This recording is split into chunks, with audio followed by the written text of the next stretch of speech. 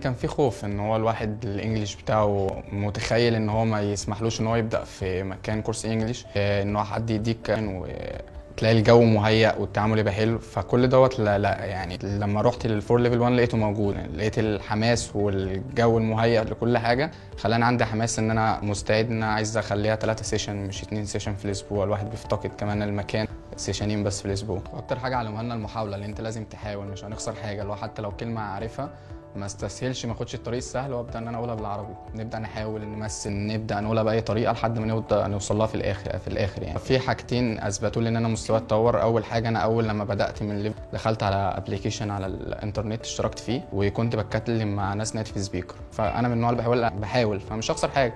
فقعدت اتكلم مثلا حوالي شهر ونص، ما كنتش بفهم اي حاجه، كنت بتكلم وخلاص، اللي هو يعني ماشي السيشن عشان مش فاهم حاجه. فجيت بعديها ب3 شهور اسمع السيشن بتاعي اللي انا كنت متسجله، لقيت نفسي فاهم الكلام وبقيت اعلق على نفسي، انت ازاي ما عرفتش ترد في الوقت دوت؟ لقيت نفسي فاهم. وتاني حاجه، انا دلوقتي باخد كورس على موقع يوداستي اللي هو المنحه بتاعت الوزاره، كلها بالانجلش.